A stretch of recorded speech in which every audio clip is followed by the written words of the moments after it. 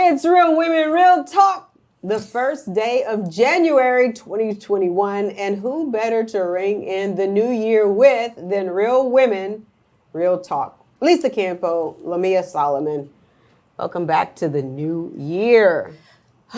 Lisa's teeth are gleaming just as wide. They look like pageant teeth. I got white pageant teeth. White pageant teeth. I made it my ultimate goal during COVID and being on lockdown. I was like, what do? You do teeth bleaching, you do facials, you do all these things. So when you finally make it back out in the world, people are like, oh my God, did you get a facelift? Well, yes, I did. And Lamia, you look like Cher. I look like Cher with my new hair.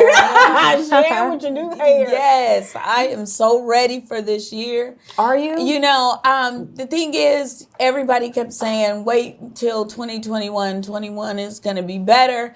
And it's like, you know what, really, it seems like another day, you know, and it's like, well, we want it to be better. I pray it does get better, but I don't think by us changing years, it's going to automatically make it better. Exactly. There's no magic wand. There's no magic wand to all of this. And it's so, you know, I want to see what it has to bring me. You know, I'm ready, anxious. I've even had a little anxiety about it. I want to see what 2021 has to offer me, because 2020, it was a lot, you know, and I don't even want to reflect on 2020 anymore. I just want to move forward. We should always reflect on 2020 and never forget. Let me tell you, we learned a lot. We did learn a lot in 2020. And you know what? In many respects, I think that I really found who Carlette Christmas really is, and how she had somehow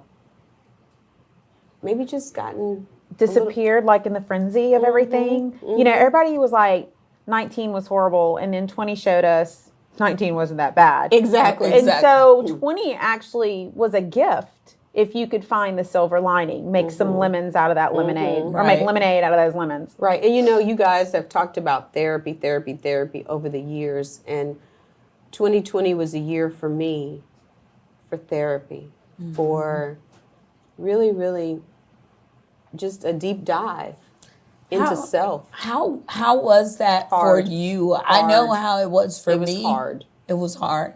Was it hard just kind of being submissive to the fact of therapy? Because that was the hardest part of me, trusting somebody to give me good advice. That wasn't hard because my therapist, I trust him implicitly. What was hard for me was really looking at me. And sometimes we are our biggest problems. Looking at the broken pieces of you, not the perfect pieces of you. Exactly, that I thought I was. You know how sometimes you just think if you know it's got to be right.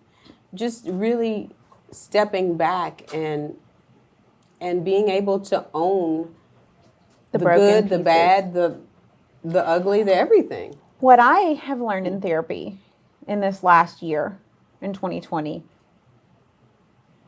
is to let Jesus into the broken places. We have a tendency to hide the broken pieces from Jesus, like he doesn't know that they're there. Right. They're still broken. Really hiding we're just I think we're hiding them from people. From people, because we have this persona, this idea of ourselves that we want to present to the world, and oftentimes it's not really authentic. But what I learned is that for me, some of these pieces are still broken because I never really some of them can't be resolved. But I also didn't let Some of them can't be resolved, you think?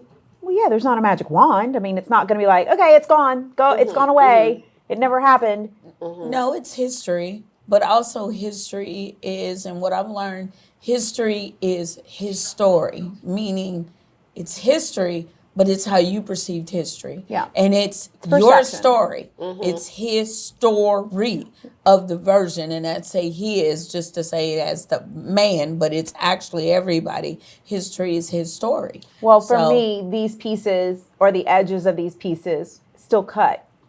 And it's because I have truly not humbled myself to let Jesus be in control of these broken Right. So pieces. we really haven't. And what I learned If they too, still hurt, spiritually, yeah. what I really learned spiritually, as you were saying, that like our pastor was preaching about really trusting God, really trusting Really? God, really trusting God. Not like, okay, today, not in 10 minutes, it's gone. Right. Exactly. Really. And so on this journey, I realized too that I really wasn't trusting God. I was trusting myself. And that's where we get into the weeds at. But what I'm also learning is to forgive myself and to the compassion that I have for just about everybody I never had for myself. And to really be self-compassionate and say, you know what, it's okay. It's okay. It's okay to forgive yourself. It's okay not to be angry with yourself. Let it go, forgive yourself, and step into the thing that the universe has for you. And I think that without taking a real deep dive into myself, I wouldn't be ready. And I'm still not there. It's a journey and it's a process, but I wouldn't be ready for the next thing because, you know, you're holding on to all of these things. And, you know, so it's been a really reflective year. And I said on the radio, I said, like when we first came back to radio after COVID-19, I said, it was no surprise to God that COVID 2020 happened. There was no surprise to God. He already knew. From the beginning of the world, he knew that 2020 would hold what it held. It was a surprise to us. Well, I think we live in a level of arrogance that we are an untouchable society. And we've got countries living all around us that have challenges. And no matter how COVID arrived in America, I think that we are naive or were naive and that really couldn't happen here. Right. And I think that people think, oh, we could never. This could never happen. I'm not going to say an example. I'm just going to use COVID as the only one because it has happened. Right. But we live in a very entitled, naive, immediate gratification society. We have raised children to think this way. Our parents and their parents weren't this way. They were dirt, salt of the earth.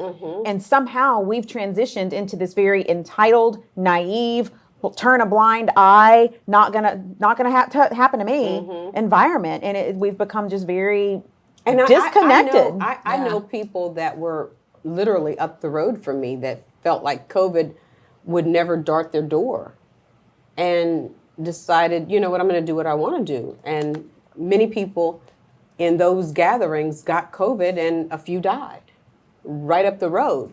And so you just don't know what is going to happen, but you just do the best that you can every single day to live the right kind of life. And that's a spirit-filled life. And none of us are perfect and none of us ever will be, but just doing the next right thing. And I believe that 2020 for me and for us as a family and as a team, we just met so many incredible people. But what if it was never about COVID? What if it was only about humbling and aligning yourself spiritually? I think it was, for me, it was about because that. we suffered loss, we suffered grief, we suffered sadness, we suffered financial and career and lack ofs and not havings. Exactly. And so what if it was never really about COVID? And it was always about just realigning yourself spiritually and, you know, putting down the phones and the TVs and the chatter of activity around you and just really focusing more on Christ and your core family of, you know, your values and you as a person. And there were people that said, you know, I'm going stir crazy. I have to have, you know, activity. Physical connection with people. But I think that God systematically allowed the world to go in. Shut down. And we were all faced with, who are we really? Where are we really? Well, because and why are we really? And you know, it was a lot of challenges, relationship challenges, where people, a lot of people got divorces breakups. Like I went through that whole phase of all of that, and it's like, you know what? In COVID, I realized, you know, I have extreme anxiety just like you. But one of the things I did notice is that as strong women or strong individuals, if you are the strongest one in your family, then you do get the less love per se because they already know you're strong. I never had to worry about you like I had to worry about them. others. Exactly. Oh, y'all get that? Okay. You get that. Okay. You know, I worry about them because they can't do. But then never realizing that strong person needs someone too. Who do they turn to? You don't need anyone. I never had to worry about you. No. You were strong. Because you have Independence. And you have taken on everything. And if you've taken on everything, who is your sounding board? Right. Where's your outlet? Where is your outlet? You beat yourself up. You beat yourself up, and that's why self-compassion is so critical. And you know, on this journey of therapy, my counselor and a couple other, you know, real incredible advisors have said, you know, you've got to be able to forgive yourself. Self-compassion is key in self-health. And, you know, especially during a chapter like we've been through, it's you find out what you are made of and what you can live with and what you can live without. And, you know, I've told Craig repeatedly, life with COVID is much, as just he and I, is much different than couples with life with COVID and small children homeschooling and working from home. Right. You know, we're like, hey, you want to grill a steak? You want a glass of wine? We're over here doing our little thing. And then I hear stories from families with small children and homeschooling and working from home, and it's like a world war going down over there. And then they realize that their kids ain't that great. Their kids ain't that great. How much do I still really like my spouse? People have figured out, I've been with this spouse now for how many days, and I don't think I really care to be around them that much anymore. Exactly. I mean, it's really sad when you stop all of the nervous chatter, that this whirlwind of activities, dancing, soccer, baseball, golf lessons, all of this stuff we've got our kids, school, work, you know, we've got all this stuff going on. When you stop the madness and it's just about you, your family, and Christ, how much of it still works? And then you think about it's a hard reality. That is a hard reality. Newfound respect for teachers has Oh, come. wow. Right. Oh, yeah. Oh, yeah. I think now the budgets will go accordingly. I hope so. So I'm hoping that next year I mean, you know what I'm saying? These coming up years, and there is something in play for these teachers because they're heroes. They are heroes. They're heroes and sheroes. They are not in a medical environment, Exactly. but they are in they may as well be. They're in a That's petri dish with everybody's kids. And they are almost like first responders because on an educational level. Well, and how many children, I do want to say this. If you don't do anything else in your COVID journey, pray for the child whose only safe haven was the classroom, was where they were loved, where they were fed, where they were atta-girled or atta-boyed, where they were safe, where they were seen and heard and coddled and loved.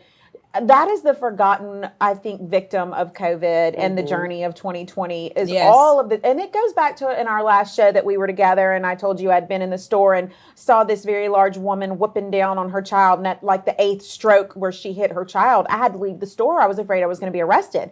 Has been so much misdirected anger and frustration and anxiety, and some of these babies out of classrooms have taken the biggest blow of the journey where parents are unemployed or miserably married or scared and unforeseen or all of the above. You know, you and then they will try to beat education that they don't even like. I can honestly say, if I had to homeschool a child right now at a younger age, oh Lord, no, that would, I'm sorry, hats off. I would not be able to do it. For one, I have not kept up with how they learn. I know the old school way. So, and let me tell you something. Take it from somebody who's raising two small ones, 4-year-old and a 5-year-old.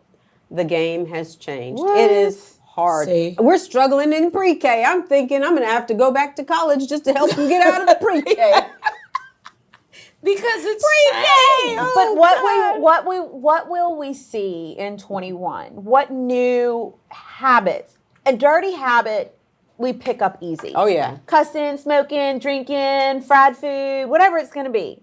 Mm-hmm. We pick up a dirty little habit like that, and so do our kids. Mm-hmm. Mm-hmm. What are we doing in 21 to pick up the good habits, to implement the good habits? You know, whether it's daily prayer or a healthier appetite or physical activity or, you know, true communications in the family. For Thanksgiving, I had listened to an amazing podcast and I took like 9 pages of notes on a 30-minute podcast. Imagine that. But I was like, oh, I want to share all this with my kids. And they always complain. Craig and the kids will say, it took us 3 hours to cook this meal. We sat at this table for 3 minutes. So that's how I started Thanksgiving conversation was, I have things I'd love to share with y'all from my podcast. They all look like they wanted to be shot versus have open conversation at the dining room table. And I'm like, look, you know, when I made the notes and I wanted to share, and then the enemy had me convinced your family does not want to hear all this crap. And so I put the book over there, didn't bring it to the table, but conversation has flowed so well during lunch. I would really like 3 minutes of your time just to say my Thanksgiving this year and share this information with you. And so they didn't, you know, jump and run. And so I felt blessed in that. And so I shared my communications with them. And, you know, I didn't make them go around the table and everybody name 5 things you're thankful for, but I did share my podcast notes, which I have adult children. And if they were doing something wrong, we would have what we call a come to Jesus meeting in a negative light, hammering them for what they did wrong. Well, why not have a come to Jesus meeting in a positive light and talk of affirmations and ways of thinking and encouraging positive chatter? And look, you're going to do wrong. You're going to fail, but it's a fresh start. And so I had this conversation with them and it was great. And I was like, any response, joke of the day, or ugly comment for your mom after sharing this boring information? And they actually were responsive and they engaged in conversation and opened up on a spiritual, you know, level of communication. And my daughter said, I want to tell you that I admire you for having the courage to speak freely in regards to spiritual growth and, you know, focusing on things of your individual spiritual life. Because I try really hard to let my children find their own way spiritually and not be like, if you're not going to be Catholic, you know where you're going.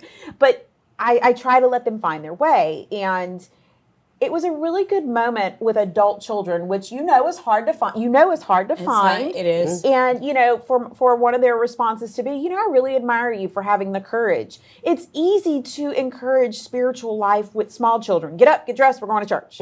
But with big kids, you don't have that. And their personalities are different. Yeah. And the way that they receive love is different than the way that you're used to giving love. Yes, you have to learn it all over. Yeah, and what I found out, and I love the 5 love languages because it helps even with communicating with my kids. And sometimes I go over the 5 love languages because now I'm like, I'm just going to cuss you out at this point. Do you do that?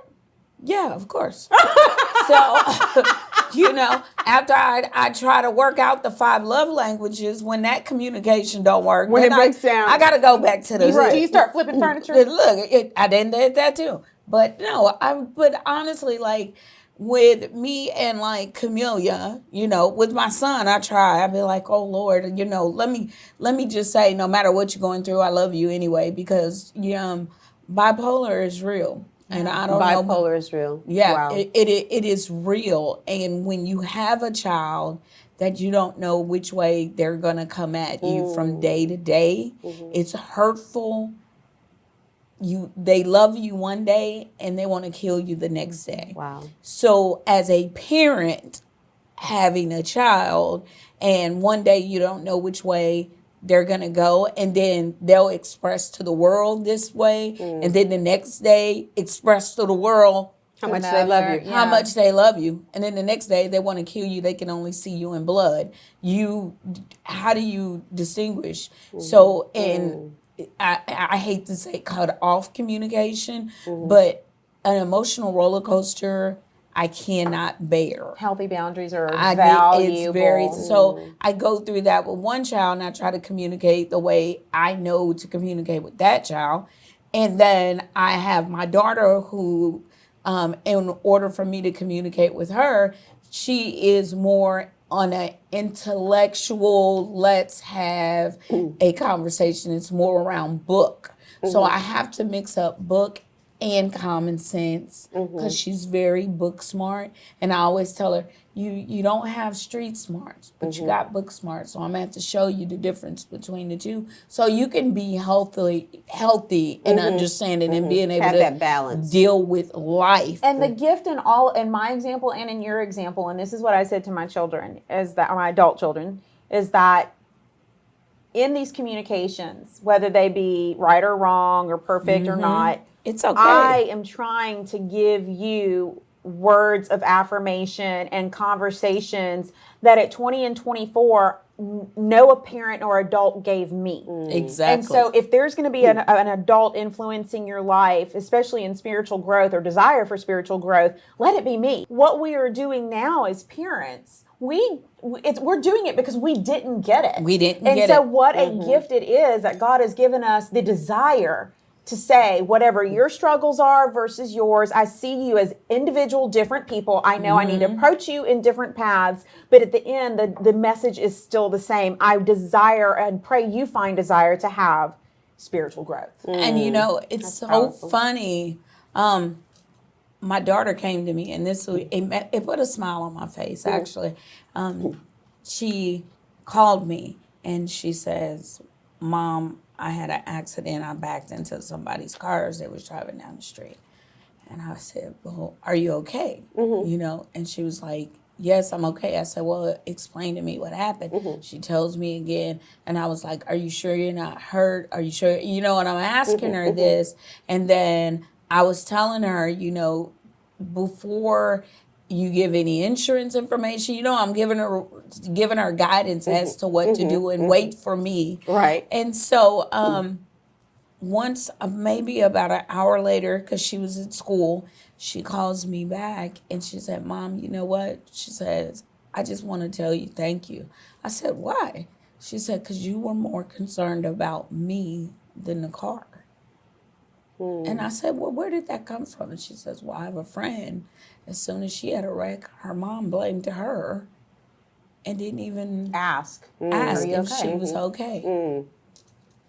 Which is crazy to us because although we know where we come from, It's we function so materialistic. differently with our own kids that immediately we just We concerned Yeah. about the child. To me, hey, everything I got is insured.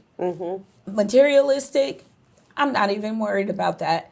I'm worried about the individuals in my life, not the materialistic stuff. I get it. I've been divorced. They ain't try to take half my stuff, so now I know prenup. But other than that, and I'm just joking, but I'm saying the people are more important than the material. And I think a lot of people, and since I moved back to Oklahoma, that's the misconception. Somebody would go and get a car and fix up a car without a house, which is, see it all the time. you don't have a roof over your head, but you can sleep in your car. It's like health is not a thing in Oklahoma. And as we saw last year, the COVID cases, we got 6,000 in one day Wow.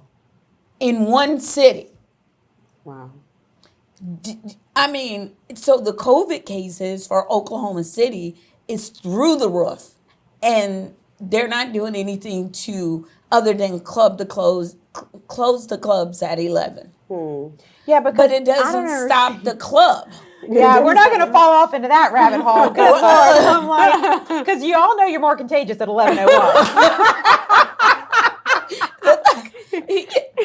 At 11:01. 11:01. I'm going to close talk at you at 11:01. Yeah, exactly. And I didn't understand that to say, okay. Was it sobering going back home as a full-grown woman? No. Why? Because I find myself getting drawn back into the things that were that I left. Like when I left, as I told you, there was gang violence. Like I was into all of that. But when I went back, I still had the same respect as when I left. Well, guess what? It's a new me, but it doesn't matter. You're never out. We still respect you. So they still respect, but expect the same person. And it's like, I'm not. I've evolved. Right. That doesn't mean disrespect for you. It just means I've moved on. And it's okay. I've moved on and I'm a different person. But I found myself having conversations trying to explain this and falling back into the explanation of, and I had to say, wait, stop. You haven't been a part of this in 30 years or whatever many years.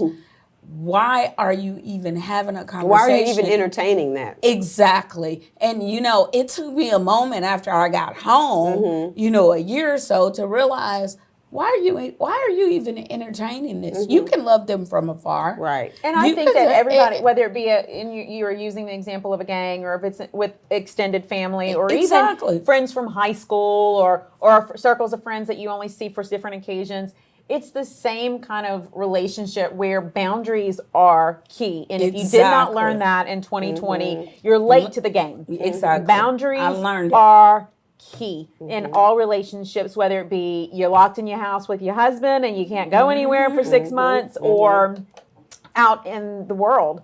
Boundaries are key. And I think, people are looking at this new year a lot different than any year in history in our lifetimes, because we've, come through this pandemic and we're still not necessarily on the other side of it. And so I don't know, how people are processing what the future will look like, because we just don't know. At this point in time, it's like, we don't even know what we're going to be doing next week. It's something may hit us next week. And I mean, look at what's happening with unemployment. Look at what's happening with everything. We're running out of resources. Yeah. I'm going to disagree with that statement. I think that in your spiritual life, no matter what's going on, you're never out of a resource. No, I mean, as far as physical resources of us living on land, I'm saying physical resources. Just think about it. When in 2020, how many times did you go to the store and there wasn't any toilet paper? Yeah, but I'm saying, how and why are we running out of toilet paper? I kind of feel as a But what I'm saying gamut. is, if you have people, what we're not considering is that not only did the pandemic hurt the people that are buying it, the people have to have workers to make it. Yeah. And those workers get sick too. Yeah. And the people that drive the stuff there, those people get sick. So if there's not enough people, Human capital to do the work, how are we going to be provided what we need if it's just not there? If they're trying, maybe they can only get to one part of the country. And they can't get to the next. Well, the next needs it right now, too. So we're running out of resources. And like they say, the coins shortage. Our money is, if we continue to go on, our stock, everything is going down. The American dollar won't have as much value. Then what are we going to do? I don't know. I kind of feel like it all kind of depends on what news channel you're watching to believe what story they're playing at the time. Because again, I don't even watch the news. I've stopped watching as well. Yeah, I don't watch. In our last conversation, I talked about when they own the information, they can bend it all they want, and they make us like little chicken, and the sky is falling. I can remember just growing refuse. up. My dad lived by the news. You know what I'm saying? Right. And you couldn't even talk during the news. No. And there was never a question about there whether was the news never. But was right now, It's all about hype and media and sales and numbers. So, like we're having a conversation right now. You could turn it on one news station, and they're gonna cut out your conversation and just have me and Lisa's conversation, and they'll be like, "Well, Carlette didn't even say nothing during the whole entire Carlette show. didn't even show up. Carlette didn't show up to the scene," and then you go to the other one, and they'll be like, "Well, Mia didn't even show up to the scene. It was just all Lisa and Carlette." It was just Lisa and Carlette, and it's like, well, where's the whole picture? It's a football team. That's what I say. But the news is like a football team. And you know what? You'll never get the full story on either one of them. So I just really want to spend this next year, no matter what it holds, I'm going to try my best to instead of falling into darkness and the dirty habit of negative chatter, try to create that good habit where I fall into the light and find the blessings. They're there. Just pull the scales off my eyes and let me see the home that we live in, the groceries we do have. I did chop up and freeze stuff and didn't let it go bad and throw it away. You know, how are we changing? How much are we willing to change no matter how pressed we become in our environment, whether it be our marriage or our spiritual life or as a parent, as a teacher, if you're homeschooling your kids, if you've lost your job, no matter what fresh breath of hell waits for you today, how much are you willing to grow individually to find your way through the dark? Choice. I mean, that's it's a choice. It is a choice. We have choices. exactly. I mean, our grandparents were such innovators, and if you're going hungry, then get some seeds and plant some vegetables. I mean, I'm not being facetious. I'm being serious. Look at what our grandmothers could do. They cooked, they cleaned, they grew it, they washed it, they dried it. I mean, nobody delivered food Clotheslines. I mean, you're running low on money, hang your clothes up instead of drying them. I mean, I don't know, but we need to turn within. We are self-reliant. We are self-resourceful. We do not need anyone except our Savior to care for us. And we are above this. And I just feel like we've got to dig deeper. And it's more than about COVID. And you know, and I really do think that is easier said than done. It is. I don't It is. disagree. Because do you I know would- how to keep them plants growing? I don't know how to kill it all. I'm not gonna sit here and act like I know how to. I can't plant nothing. My daddy had me out there plowing when I was younger, and we plowed and did watermelons. I don't want to remember none of that. I just want us to make it through 2021. But I'm not planting nothing. Lamia, I'm gonna kill it. I'm gonna get poisoning. If you had to, I'm gonna get poisoned. Are you gonna starve? Look, I'm gonna have to do something. I'm gonna start hoeing Oh Lord. for food. Nobody's gonna pay for that. Yeah, it is. I'm gonna they get got money. fruits and vegetables. What is that? The chicken shack? They call it. What was that with Dolly Parton? The best little whorehouse in Texas when they would trade And I'm chickens. gonna do it for vegetables, fruit and done. vegetables. I'm telling you, I'm not. I'm not. I'm gonna learn to grow something. I'm letting everybody know. I'm But gonna give it a. here's my take on it. I think that we've got to come together. I hope that 2021 is a year of people putting down their opinions and having more humility for their fellow person, I agree. being a lot kinder, having a lot more humility, and knowing that we are better together. We are. We You are know, better what together. having two toddlers has taught me over the last 3 years is that it absolutely does take the village. It does take a village. And that I am not an island unto myself. You know what I'm saying? I had been scurrying around trying to do everything, trying to be everything to everybody.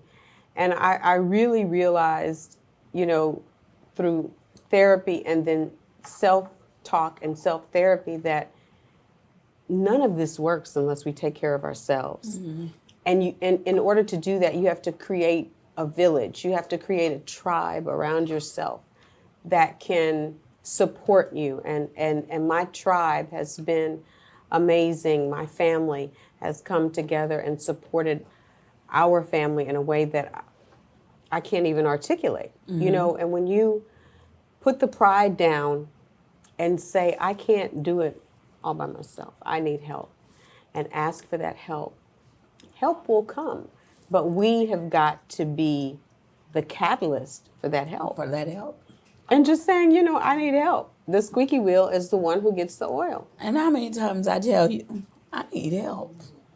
We know you need help. Megan. We try hard. So At what least I got are mine. you hoping for in 2021? What are you expecting? I want to continue to feel the growth of spiritual growth. I want Me to too. have the heart of humility, be humble enough to ask for the help, let go of the control. I don't know. I wake up and I'm like, I look down and I've grabbed it again, and I'm like, I'm sorry, I didn't mean to grab it, but I'm just a heart of humility and to continue to grow spiritually. I mean, none of us are done till we walk through that gate. So That's it. What about for you, man? You know what? Every year we we sit at Well, this table. we do, and we God ask willing, for we'll the- sit here Yep. many, many more times Yes, and years. every year we tell everybody, you know, for the new year coming up, we want financial growth and we want spiritual growth and we want all this. You know what? I just want to grow. That's just good. Just to grow. grow. Just one thing in my life that will be better than the day before. Wow. If it's one day, I mean, whether it's spiritually, whatever it is, just grow. Let me tell you what You I'm know. trying to do. What I am trying to really, really wrap my mind around is I don't want what I want for myself. I want to try to just embrace God. What is it that you want from me? Because I am so tired of my master plans. I am so tired of it. I'm tired of screw my up every plans. time. You know, so I'm like, okay, just please, God, let me embrace your plan for my life, even though sometimes I don't get it. You know, because you just want to say the clever thing. You want to say what sounds good. You want to say what you, but you know what? It doesn't work. I say uncle. I'm trying to at surrender. I'm at the uncle. I'm like, so many things. I'm like, this is how this is going to happen. And then God said, no. I was like, okay. Yep. God said no. No, he didn't say no. He said said N-E-A-U-S. He said no. No. No. And that's truly how it is, man. Like I know it's a no for me. I say a little prayer. Well, I be maybe like, it's not new. Maybe it's not yet. Not now. Not now. Not now. Wait. I think not yet is a better phrase. I mean, there's things that you're like, oh, he clearly shut the door on that, and you just run. When And he shuts the sometimes- door, run. And sometimes it's just you're not ready for it. Yeah. Now that is a true statement. Just not There's ready. things You weren't that ready.